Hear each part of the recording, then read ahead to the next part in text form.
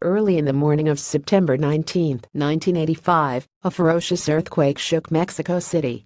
For almost 2 minutes, the wobbly metropolis trembled and jumped, jolted by a movement not felt since a 1957 tremor, which toppled the Angel de la Independencia, one of the city's most renowned landmarks, from its 120-foot column.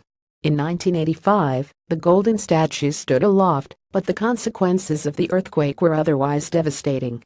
Hundreds of buildings collapsed within seconds, including hotels, hospitals, theaters, and scores of apartment complexes.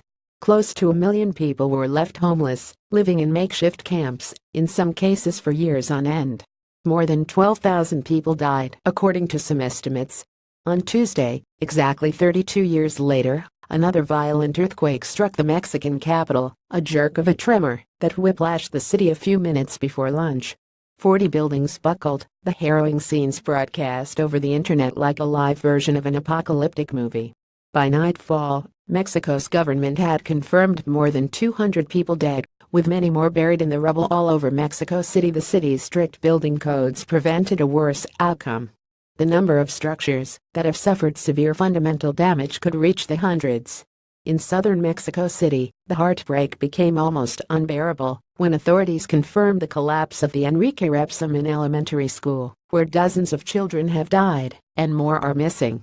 And yet, from within the cloud of unspeakable tragedy, a silver lining has glimmered through. Like in 1985, Mexican solidarity has lifted a country sunk in violence and acrimonious political and social discontent. Scores of volunteers spontaneously joined authorities and first responders, including the Mexican Armed Forces, to dig through the rubble. People took to the streets to offer water and food, activists quickly established collection centers, and social media worked its virtuous magic, connecting possible volunteers with places where they were needed. Mexico's defiant camaraderie in the face of calamity is welcomed around the world, not least in the United States. In 2005, in the aftermath of Katrina, the Mexican government sent a 45-vehicle army convoy with 200 men to help out. And help they did, serving 170,000 meals and distributing more than 180,000 tons of supplies to the needy in 3 weeks of work. Mexico again sent much-needed assistance after Harvey's devastation of Houston last month, including emergency supplies and a large team of paramedics. Unfortunately, a few hours into Mexico's recent tragedy, solidarity has not been reciprocal. The Trump administration's latest episode of morally reprehensible behavior began 10 days ago, when a different major earthquake hit Mexico, sinking Oaxaca and Chiapas, the country's poorest regions, into grief and misery. It took President Donald Trump 1 long week to reach out to Mexican President Enrique Peña Nieto to offer the most basic of condolences after tweeting a laughable excuse for his diplomatic blunder. On Tuesday, after the latest earthquake had shaken Mexico City, Trump found the time and energy to pick up his phone and write a short tweet asking God to bless Mexico City. A few hours later, he seemed more enthused while commenting on the bad ratings for the Emmy Awards. It wasn't always like this. In 1985, the Reagan administration moved quickly to publicly express solidarity and fully support its southern neighbor. First Lady Nancy Reagan traveled to Mexico's devastated capital less than a week after the earthquake. There, she walked among the rubble and spoke to rescuers and survivors.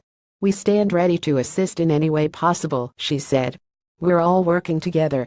She carried a check for $1 million in disaster aid and a letter from her husband, in which President Ronald Reagan expressed his sympathy and support to the Mexican people as they struggled mightily with the tremendous tragedy that has befallen Mexico. Toward the end of her stay in Mexico City, Nancy Reagan told reporters the day had proven to be a very emotional experience. "I have tremendous admiration for the Mexican people and what they are doing to help themselves. We are good neighbors and always will be." Trump should, for once, follow the words and deeds of Ronald Reagan and prove that, despite his long, unfair and very public confrontation with Mexico and its citizens on both sides of the border, America's better angels and perhaps Trump's own as well always prevail in the face of unspeakable tragedy. Nativist prejudice should find its limits in sudden human suffering.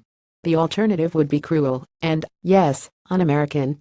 Leon Cross is an award-winning Mexican journalist, author and news anchor. He is currently the lead anchor at KMEX, Univision's station in Los Angeles.